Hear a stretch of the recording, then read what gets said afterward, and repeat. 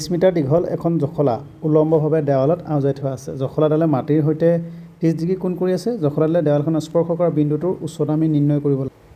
এইখন হ'ল আমাৰ দেৱালখন আৰু ইয়াতে এনেকৈ জখলাডাল ওলমাই থোৱা আছে। এয়া হৈছে মাটি ভাগ, এয়া হৈছে মাটি, এইখন হৈছে আমাৰ দেৱালখন। এতিয়া এই জখলাডালৰ দৈৰ্ঘ্য আমাক দিয়া আছে 20 মিটাৰ দীঘল। জখলাডাল ওলমাই থওঁতে ই মাটিৰ লগত কিমান ডিগ্ৰী কোণ কৰিছে? 30 ডিগ্ৰী কোণ। আমি কি কৰিব লাগে? জখলাডালে দেৱালখনত স্পৰ্শ কৰা বিন্দুটোৰ উচ্চতা, গতিকে এই যে যিটো বিন্দুত স্পৰ্শ কৰিছে সেই বিন্দুটোৰ উচ্চতা আমি নিৰ্ণয় কৰিব লাগে। ঠিক আছে, এতিয়া আমাৰ হাতৰ সূত্ৰ কি আছে? গতিকে ই এটা সমকোণী ত্ৰিভুজত পৰিণত হ'ল। এডাল হ'ল কৰ্ণ, এডাল হ'ল ভূমি আৰু এডাল হ'ল উন্নতি।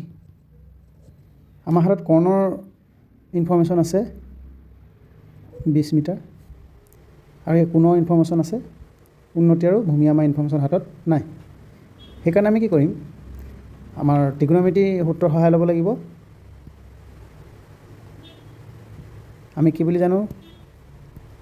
চাইনৰ জানো চাইন থিটা ইকুৱেল টু p/h, কছ থিটা b/h, টেন থিটা p/b। ইয়াত আমাৰ হাতত আছে এইচৰ ফৰ্মুলা আছে, গতিকে আমি উলিয়াব লাগে এইডালক কোৱা হয় পাৰপেণ্ডিকুলাৰ চিম্বল p আৰু এইডালক কোৱা হয় ভূমি বা বেছ, চিম্বল হ'ল b। এতিয়া আমি উলিয়াব লাগে p উলিয়াব লাগে, গতিকে আমি এইচৰ সহায় ল'ম, এই কোণৰ সহায় ল'ম আৰু p সহায় ল'ম। সূত্ৰ ব্যৱহাৰ হ'ব চাইন থিটা p/h। গতিকে আমি কি কৰিম? Sign 30 degree equal to car value দিয়া আছে? p/20। চাইন 30ৰ মান কিমান হ'ব?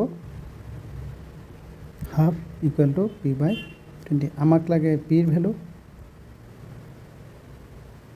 এইফালে বৰ্জপন কৰিলে 2p equal to 20, p equal to হ'ব 20/2 সমান 10। গতিকে এইডালৰ আমি ভেলুটো পালোঁ 10 মিটাৰ। শুদ্ধ উত্তৰ হ'ব অপশ্যন এ।